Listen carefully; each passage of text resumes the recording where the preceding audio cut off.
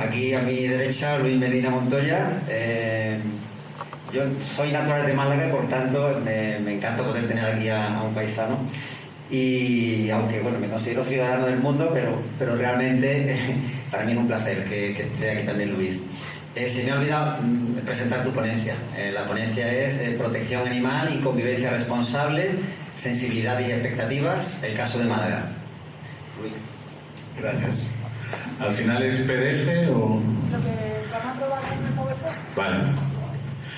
Es que hice un PowerPoint, le he puesto dinamización y eso me da un poco de cosa que lo perdamos. Fenomenal. Le das a... Bueno, yo quería, antes que nada, empezar a hablaros, siquiera someramente, un poco de biodiversidad, que se ha estado hablando mucho, y poneros un caso concreto que tenemos en Málaga en estos días. No sé si muchos conocéis Málaga, tenemos una cosa que se llama el cauce del río Guadalmedina, que atraviesa la ciudad de norte a sur, que no tiene apenas cauce porque es un río de avenidas, que en los años 80 se hizo una presa arriba de Málaga para evitar las inundaciones que se habían ido produciendo, consecuencia de la desertificación de toda la pérdida de la masa forestal de Málaga desde el siglo XVI. Bueno, en estos días se está haciendo una gran obra de construcción al sur del estadio de fútbol de la Rosaleda y eso está significando que se están extrayendo grandes cantidades de agua del freático, porque hay una zona ahí de embalsamiento de freático, están saliendo metros y metros cúbicos al cauce, lo que ha generado una renaturalización natural del cauce del Guadalmedina. La renaturalización del Guadalmedina es una de las peticiones que nos presentan los grupos ecologistas, ecologistas en acción, etcétera, etcétera, preocupados por la sostenibilidad. Y es cierto que ha supuesto una explosión de la biodiversidad. Ahora mismo ves allí, hay agua, hay garzas, hay garcetas, hay patos, hay todo tipo de especies que han aparecido. Pero claro, con las explosiones de la biodiversidad no podemos elegir, no podemos decir este sí, este no. Y resulta que con toda esa biodiversidad pues han venido mosquitos, han venido ratas, han venido insectos y nos encontramos ahora mismo en que una parte de la población está encantada, pero hay otra mucha que está completamente enfadada. Tengo aquí una carta que me llegó ayer de un presidente de una comunidad de vecinos poniéndonos a caer de un burro porque cómo es que no hemos entrado al cauce para arrasar como se hacía toda la vida. Toda la vida, cuando llegaba la primavera, se entraba con bulldozers y se arrasaba con aquello, se desbrozaba, esa palabra que nos encanta tanto en la ciudad, ¿no? Porque no podemos ver una hierba, o sea, no puedo tener un alcorque con hierba porque eso tiene que estar desbrozado, por Dios, ¿cómo puede estar eso con esa hierba ahí de esa manera? Es un poco para que entendáis que desde el punto de la administración, desde el punto de vista de la administración local, es muy complicado tomar decisiones y aplicar políticas que cuenten con el acuerdo de todo el mundo. Y muy a menudo, la mayoría de las veces, nos enfrentamos a que tenemos unos colectivos que son minoritarios, que son los que tienen esas expectativas de cambio, pero tenemos detrás una gran mayoría de personas que no entienden eso, ¿vale? Y que lo que quieren es que no haya mosquitos. Les da igual que aquello parezca un vergel. Yo por eso muchas veces, el otro día estuve reunido con los ecologistas en acción, hace unos pocos días estuve con los de PACMA, y siempre les digo, os equivocáis en quién es vuestro objetivo, porque venís a la administración y estas cosas no se cambian de arriba a abajo. Estas cosas se cambian de abajo a arriba. Es el ciudadano el que tiene que cambiar su mentalidad y que quiera que ese alcorque no se desbroce y que ese cauce esté renaturalizado. Y eso, por eso, esos colectivos tan sensibilizados, a quien tienen que ir a llevar su mensaje es a la ciudadanía.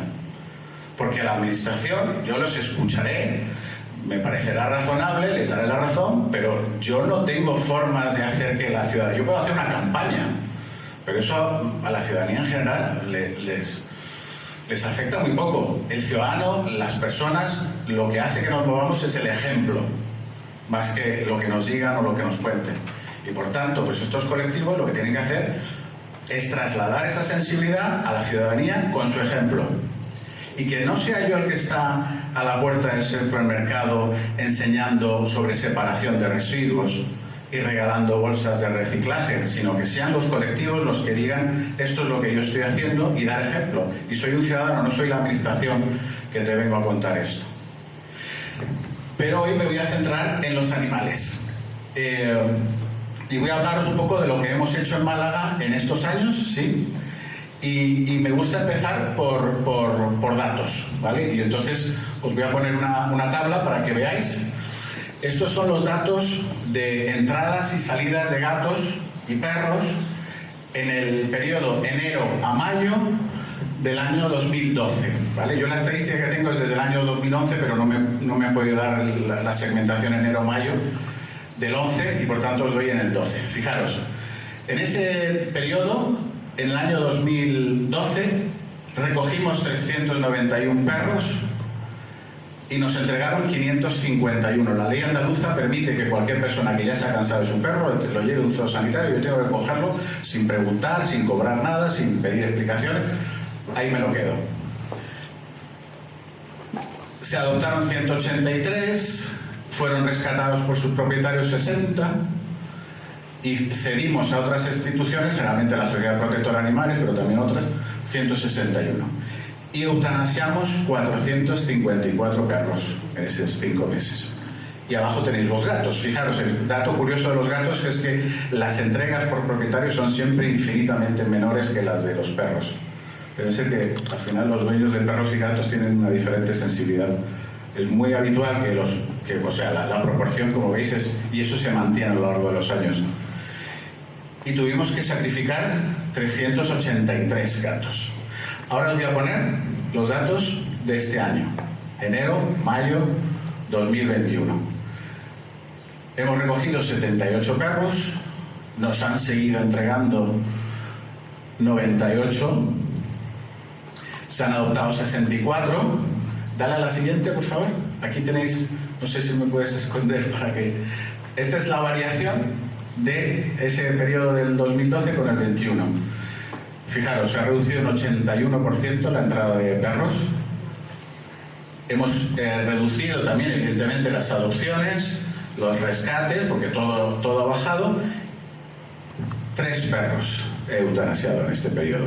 Y todos por motivos sanitarios, médicos. Estaban enfermos, estaban heridos, no se les podía...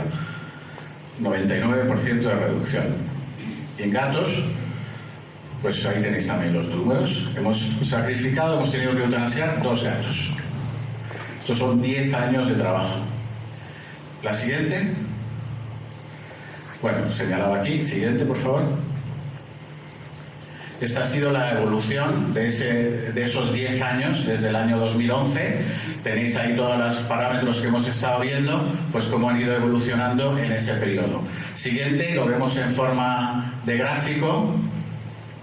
Bueno, aquí tenéis los porcentajes, pues 93% de reducción 2020 comparado con 2011, 84% de reducción en el caso de los gatos. Fijaros los datos, lo que hemos estado sacrificando de perros, el récord es en el 2012, efectivamente 1.158 perros eutanasiados en un año.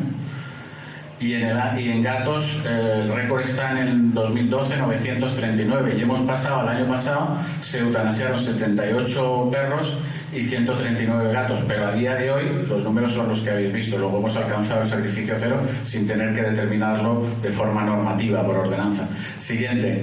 Tenéis aquí los gráficos de cómo ha sido esa evolución. Veis sobre todo el descenso marcado en el tema de las eutanasias, aquí en la segunda línea, la naranjita. Siguiente. Y el caso de los gatos también. Siguiente. ¿Cómo lo hemos hecho? ¿Cómo hemos conseguido llegar hasta aquí? Pues de muy distintas formas. Mi primera reunión que tuve cuando llegué al puesto fue con un grupo de personas concienciadas con estos temas que querían que prohibiéramos los circos con animales en la ciudad de Málaga. Y yo, pues al poco de trabajar, ya me di cuenta que este tema de los animales, la protección, el bienestar animal es una cosa que estaba adquiriendo importancia, ¿no?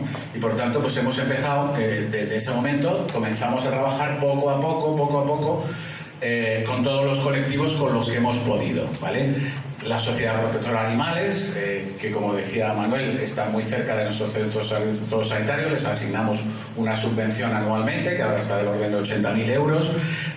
AMAN, que es con quien trabajamos para los gatos, tenemos un programa de colonias estables de gatos ferales, que ahora mismo a día de hoy tenemos 232 colonias registradas con sus gestores formados y autorizados, con su carnet de gestor de colonia autorizado, listado que conoce la policía, las empresas de jardinería, las empresas de limpieza, que saben dónde están.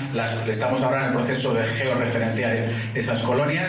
También les damos una ayuda económica que se destina a la esterilización de los gatos, porque la única forma real de control de las colonias de gatos es el método CER, de captura, esterilización y retorno. También hay una escuela canina municipal que colabora con nosotros en la evaluación de los perros que tenemos en acogida. En fin, trabajamos con todos ellos. Hemos siempre querido ser un poco vanguardia en todos estos temas. Fuimos la primera ciudad que se adhirió al manifiesto felino en el año 2015. Siguiente. Hemos hecho infinidad de eventos de todo tipo relacionados con los perros, con los gatos, fruto siempre de ese trabajo estrecho con estos colectivos. Y aquí tengo que hacer un alto y hacer, lo voy a decir al final, pero hay una labor muy importante en este tema que es la empatía y dar con las personas adecuadas. Y no siempre es fácil hacer que colectivos con sensibilidades y con historias muy distintas colaboren juntos. Tenemos por un lado funcionarios, veterinarios, que durante años han sido vilipendiados, insultados, criticados, porque se decía que eran unos asesinos, que mataban a los animales, etc. Hacer que trabajen con personas con una muy alta sensibilidad, con enfoques completamente distintos, no siempre es fácil, ¿vale? Y hemos llegado a la conclusión que muchas veces es una cuestión de con quién estás trabajando, tanto de un lado como de otro, ¿vale? A veces tienes que cambiar a las personas porque tienes que encontrar aquellas que encuentren caminos de colaboración, pero al final, si todo el mundo pone su empeño y si todo el mundo aplica la empatía, que significa ponerte en el lugar del otro y entender por qué el otro hace lo que hace, es una clave para todo ello. Siguiente. Hemos hecho, como os decía, eventos de todo tipo. Siguiente.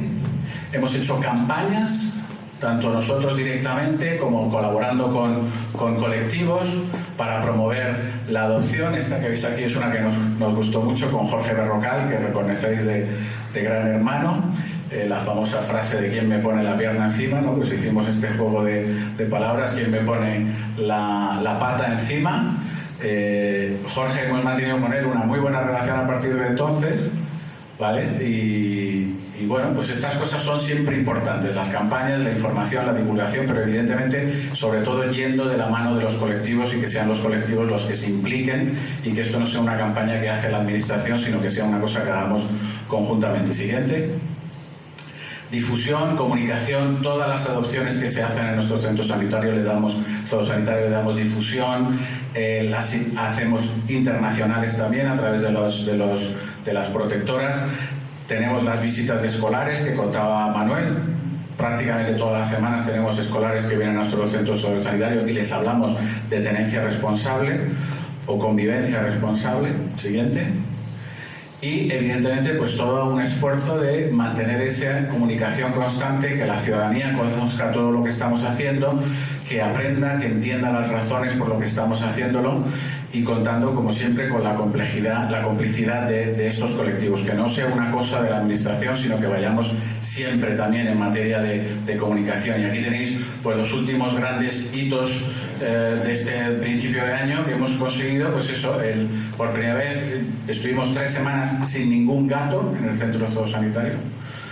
A día de hoy tengo 30 y tantos porque hemos tenido que retirar en 3 síndromes de Noé, en que hemos traído un montón de gatos. Pero bueno, estamos trabajando, pero no estamos eutanasiando, porque no tenemos esa presión de la capacidad. Siguiente. Y bueno, podría contaros de muchas otras cosas más. Málaga ha sido una de las primeras grandes ciudades en España en poner en marcha el censo genético de todos los animales. Tenemos más de 40.000 perros ya censados genéticamente. Yo estoy convencido que será el sistema de identificación del futuro. porque es un sistema 100% seguro. No le puedes quitar el ADN a un perro como le puedes quitar el microchip. Tenemos además que se incorporen a ello todo lo que son los perros de caza, los cazadores. Ya se está hablando con la Federación de Caza, porque además es el mejor sistema de protección para un animal, para prevenir el abandono. Ahora mismo me dejan una camada de 8 perros en el zoosanitario y yo no tengo forma de saber de eso de dónde viene, o en el refugio de la protectora. Ahora mismo ya esos perros... Urbana para mí la biodiversidad, el ser humano, ¿no? Pero en fin, no quiero entrar en esto para pensar ni una cosa. No, pero dentro de unos años, cuando ya haya una base de datos importante, podamos identificar el padre, la madre, el abuelo, la abuela de ese perro, de esos cachorros, y poder tirar de hilo y empezar a ser más duros. Tenemos una nueva ley de bienestar y protección animal en Andalucía, que está prácticamente en su fase final, donde se incorporan muchas de las cosas que hemos estado trabajando en Málaga, y por eso pues estamos muy satisfechos, y esto es una de ellas que se va a incorporar tanto en la ley nacional como en la autonómica. De momento no va a ser algo obligatorio como se pretendió en la primera parte de la ley nacional, pero se nos deja a los ayuntamientos la posibilidad de que lo hagamos de forma voluntaria si queremos. Con su chapa, con su código de QR, ya no vas a necesitar un lector de microchip. Si ves a un perro perdido, le pasas, como haces con el menú del restaurante, lo pasas y te va a salir la información del propietario. Directamente lo llamas: oye, que me he encontrado tu perro. Perro que no tiene que ir al veterinario, no tiene que ir al zoosanitario, pasar a lo mejor 2 o 3 días hasta que deslocalizamos a su propietario. Y no sé si me quedaba alguna cosa más. Conclusiones, ¿cómo lo hemos conseguido? Como os decía, empatía, ser conscientes de que las expectativas y las sensibilidades son muy distintas de un lado y de por otro, y por tanto tenemos que hacer ese esfuerzo de entender al otro, por qué hace lo que hace, por qué dice lo que dice, y no ser drásticos, ¿vale? Hay que ser comprensivos por un lado y por otro. Y eso es algo que os puedo garantizar que a los funcionarios desde el minuto 1 he intentado, porque es mi principal responsabilidad. A los colectivos se lo he intentado transmitir, pero evidentemente es su responsabilidad.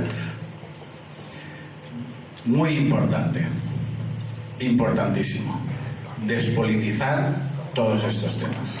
Mientras no despoliticemos la preocupación por el medio ambiente, la lucha contra el cambio climático, los esfuerzos por la sostenibilidad, la protección y el bienestar animal, mal vamos.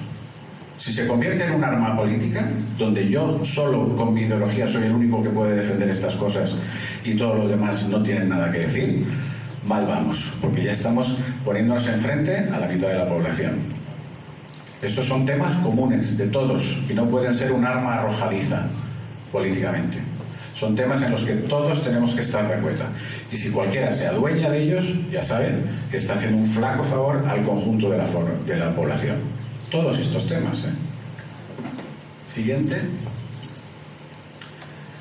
Importantísimo. Todos estos temas también: protección animal, ecología, medio ambiente, etcétera, etcétera. Mucha gente habla mucho. Las redes sociales nos dan una maravilla de plataforma para contar un montón de cosas.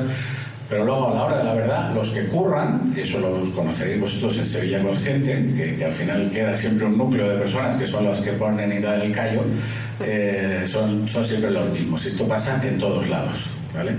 El reto de la administración es distinguir el grano de la paja y detectar cuáles son esas personas, esos colectivos que realmente son susceptibles de trabajar con ellos. Nosotros eso lo hemos vivido en el tema de los gatos, particularmente, hasta que vimos con una asociación, con un colectivo serio, de gente formal, de gente organizada, que podía poner habíamos hecho un montón de cosas, habíamos gastado dinero en cosas que no habían tenido ningún retorno. Eso es muy importante. Y los cambios normativos, evidentemente, tenemos que seguir apretando, pero, de nuevo, insisto, no apretemos tanto a las administraciones, sino creemos conciencia en el conjunto de la población que demande a las administraciones esos cambios. Insisto una vez más, todo esto no se cambia de arriba abajo, se cambia de abajo arriba. Lo hemos visto en todas las revoluciones que hemos tenido en la historia de la humanidad. Los grandes cambios siempre de abajo arriba, nunca de arriba abajo. Yo creo que, exacto, tenemos que estar todos dispuestos a renunciar a alguna parte de nuestros objetivos, porque si no, la negociación fracasa. Y eso es la esencia de una negociación. Tú vas con tus objetivos, el otro viene con los suyos, Unos renuncian a unos, otros renuncian a otros y al final llegamos a un terreno común. Eso es la clave. Y en materia de ecología, de sostenibilidad, como en todos los demás. ¿Vale? Y yo creo que eso es todo. Muchas gracias.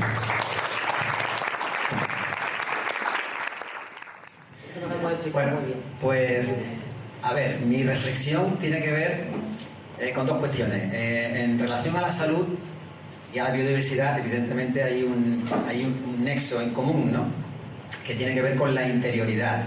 Perfectamente Emilio y los dos doctores han hecho énfasis en que la cuestión de la salud está en el empoderamiento, en que realmente es la actitud ante nuestro cuerpo, ante la vida, lo que nos hace mantenernos sanos o enfermar.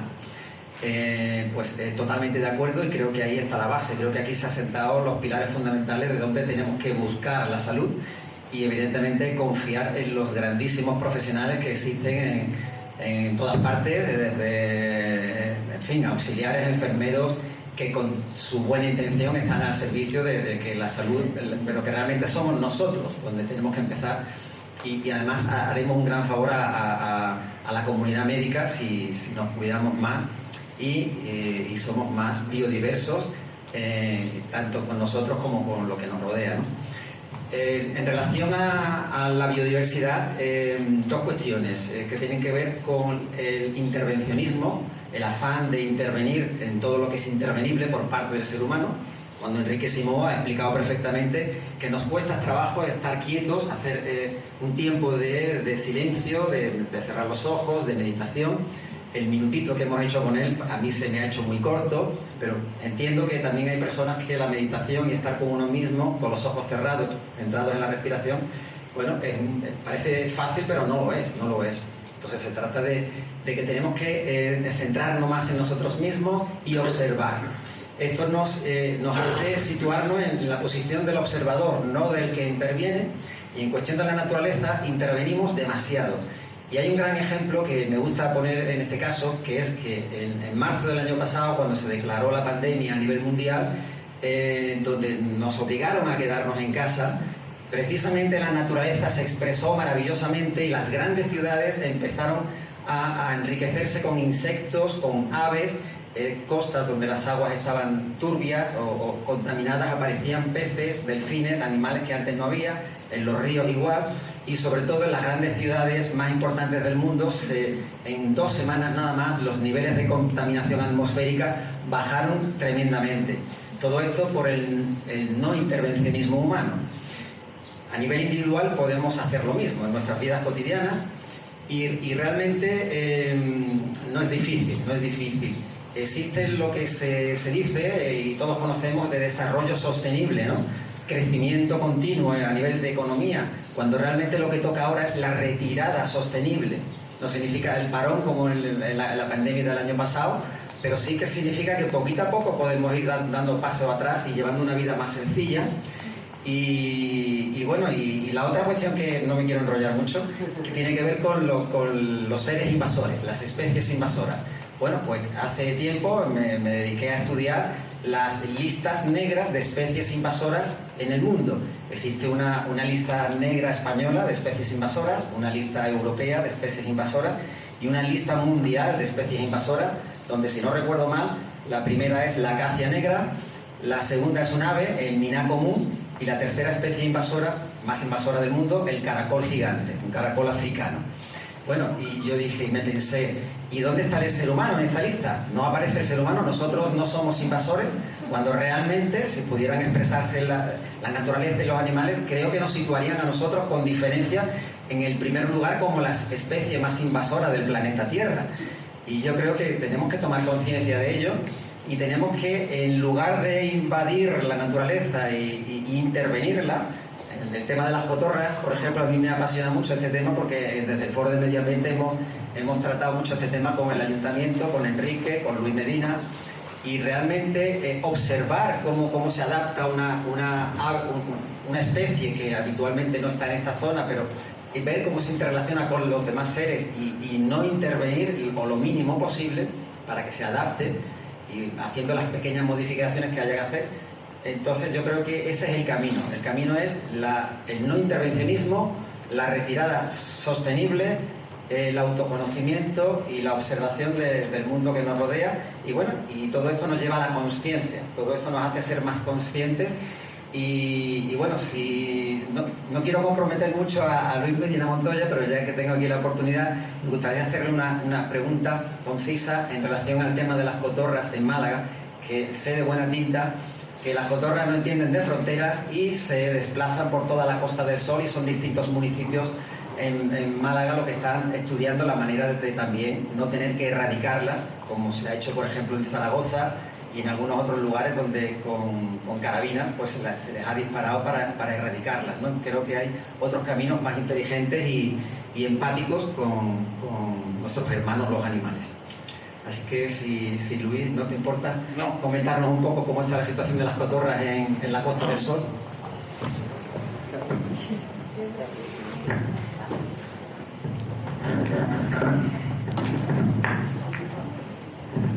Muchas gracias. Yo también quería regañaros un poco, Manuel, porque en una reunión de un grupo como este, Sevilla Consciente, no puede haber botellas de plástico de un solo uso. Os animo a que redescubráis el agua del grifo y uséis jarras y vasos de cristal, que son lo más ecológico que hay. El tema de la cotorra es algo muy complejo y, como dice Manuel, hemos estado hablando muchísimo, he hablado también con Enrique Figueroa varias veces. A instancias nuestras, desde el ayuntamiento se creó una mesa de trabajo que lo organizó la Diputación, donde nos reunimos todos los ayuntamientos de la costa que estamos afectados por el problema del sobredimensionamiento de la población de la cotorra argentina. Desafortunadamente nos vino el bicho este y la cosa se quedó parada, ¿no? Nosotros a día de hoy, según el último censo que hicimos el año pasado, en Málaga capital tenemos una población de 7.000 cotorras argentinas, que impone una presión en el medio ambiente que no me parece excesivamente bueno. Sobre todo porque, contrariamente a lo que ocurre en Sevilla con la cotorra de Kramer, que la principal afección es a la población de murciélagos porque le quita los lugares de anidamiento, la cotorra argentina construye sus propios nidos, pero ejerce una muy alta presión sobre lo que es la vegetación del entorno. Construye nidos muy grandes, en algunos casos hasta 100 kilos de peso, y lo hace a base de cortar ramitas y brotes de todo lo que es el entorno de los árboles. Luego, evidentemente, tiene sus molestias a la ciudadanía, que evidentemente, pues si tú no tienes delante de tu casa un nido de cotorras todo el día haciendo ruido, pues no te afecta tanto, pero puedo asegurar que el vecino que tiene el nido de cotorra delante de su casa está llamando al ayuntamiento un día sí, otro también, ¿vale? Y entonces nosotros al final tenemos que intentar encontrar una solución que sea satisfactoria para todo el mundo. Hemos estado haciendo...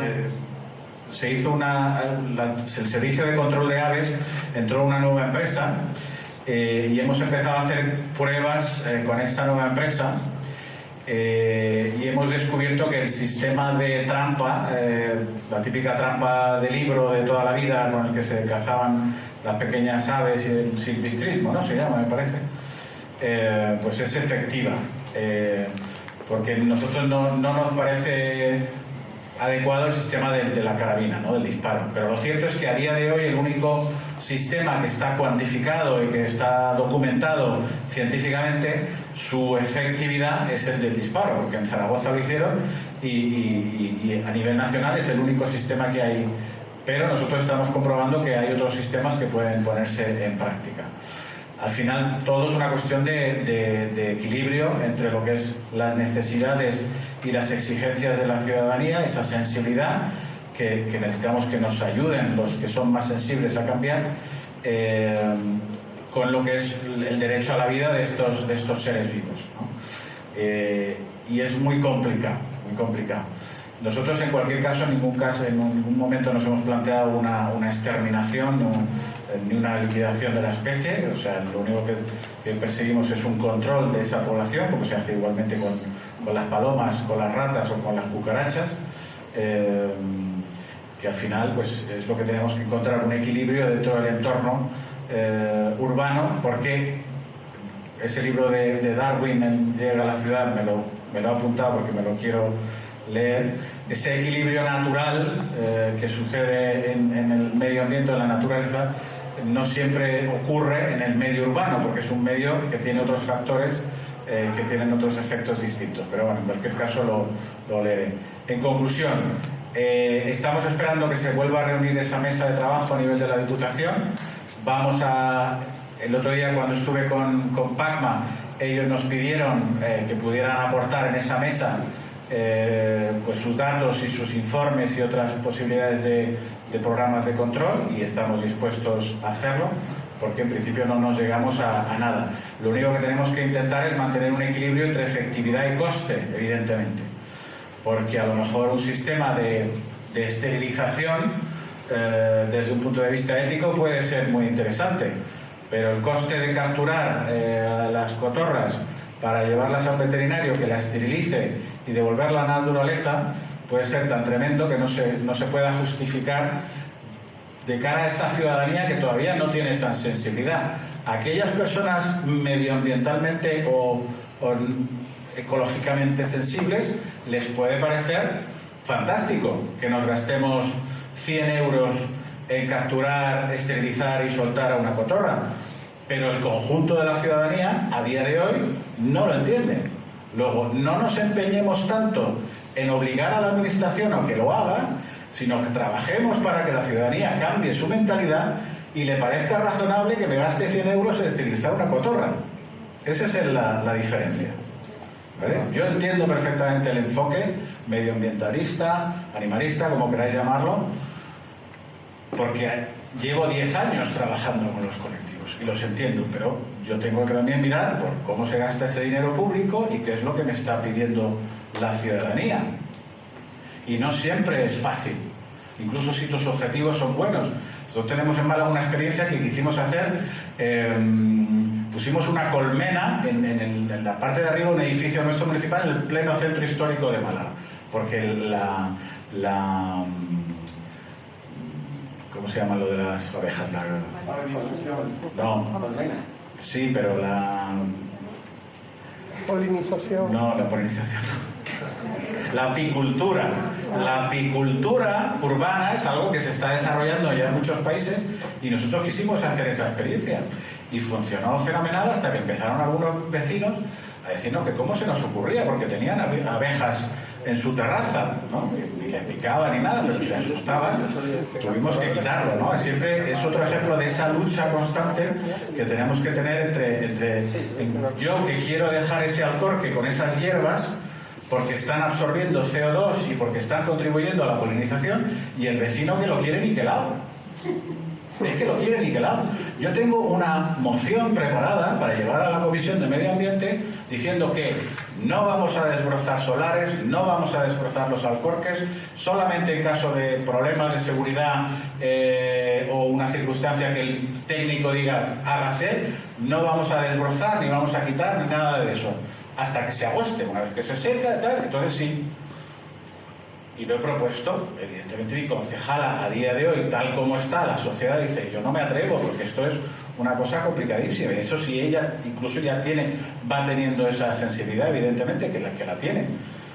Pero no percibimos que sea la realidad, porque cada vez que hay un alcorque con hierbas, nos están subiendo la foto al Twitter diciendo, mira el ayuntamiento, ¿cómo hace su trabajo? Ese es el problema. Que estamos entre la espada y la pared y no encontramos aliados en ninguno de los dos bandos.